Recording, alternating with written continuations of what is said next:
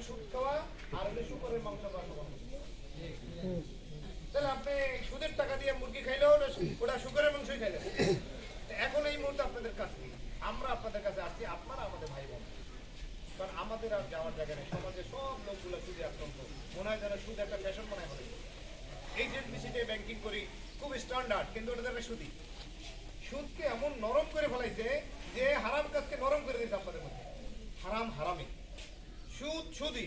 সুতরাং আপনারা আমাদের ভাই বোন, আমাদের আর যাওয়ার জায়গা নেই। আপনাদের কাছে ছিলাম 15 বছর, আপনারাও ছিলেন, বিভিন্ন নির্যাতনের শিকার হয়েছেন, আমরাও বিভিন্ন নির্যাতনের শিকার হয়েছি। এখন আপনাদের কাছে আসছি, আপনাদের ব্যাংক আপনাদের কাছে ফিরিয়ে দেওয়া হয়েছে। আমি সব বলছি, আপনাদের ব্যাংক আপনাদের কাছে ফিরিয়ে দেওয়া হয়েছে। উপরে যত বড় বড় ছাড়রা ছিল সব ছাড়রা, আগের ছাড়রা গণ, আবার জামাত ইসলাম থেকে মনোনীত যারা তারা এসে উপস্থিত হয়েছে। সুতরাং এখন আপনাদের কাছে যদি আপনাদের ব্যাংক গেছে, আপনাদের দায়িত্ব হইল আপনারা যে কজন উপস্থিত আছেন, আমরা এখানে আপনাদের কাছে কিছু তৌবা নিয়ে আসছি, সামান্য ভাই বোনদের কাছে আসতে যা নিয়ে আসা হয়। এইটা শুধু একটা না, এরকম আপনাদের এই জামাত ইসলামী বাংলাদেশের, কারণ একটা ইসলামের ধ্বংস করলে তো ইসলাম শেষ, তখন তো আপনারা আবার সুদী ব্যাংকের দিকে দৌড়ি করেন, তাই না? এই এখন বলতেছে কি ইসলামকে টাকা নেই, ইসলামী ব্যাংক দিতে পারতেছে না। আপনাদের কাজ হচ্ছে আপনাদের কোনো পাড়া প্রতিবেশী দোকানদার নিজে 1 টাকাও যদি আপনার ব্যাংকে জমা দেওয়া লাগে, আপনি 15 কিলো হাইটে ইসলামী ব্যাংকে জমা দেবেন।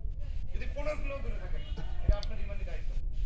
আপনার আত্মীয় স্বজন পাড়া প্রতিবেশী 200 টাকাও রাখে, আপনি 15 রিক্সা ভাড়া দিয়ে দেবেন যে যা, বরকতের মালিক আল্লাহ, ইসলামী ব্যাংকে যে রেখে আসুন।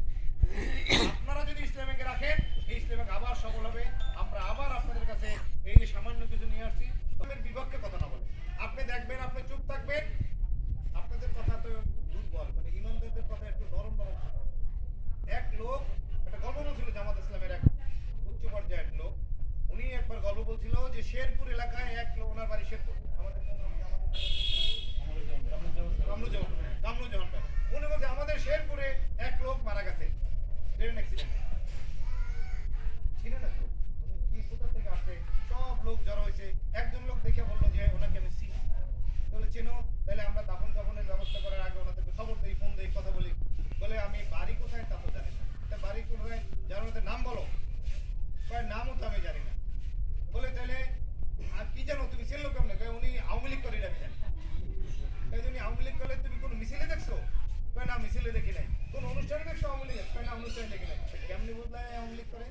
তাই দেখলাম যে উনি যে ট্রেন চলে গেছে আমার বডির বিদ্যা, পুরো বডিটা খাতলাই গেছে, কিন্তু ওনার চাপাহান ঠিক আছে। ওনার চাপাহান যেহেতু ঠিক আছে, তাহলে উনি আওয়ামী লীগ করে।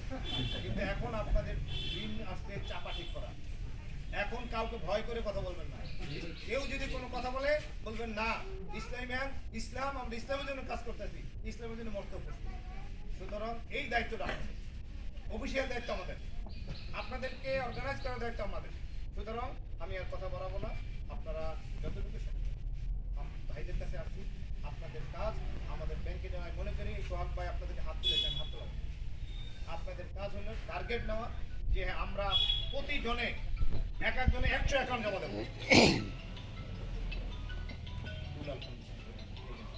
প্রতিজনে 100 অ্যাকাউন্ট দেবো, বিভিন্ন ভাবে দেবো, ডিপিএস করাবেন।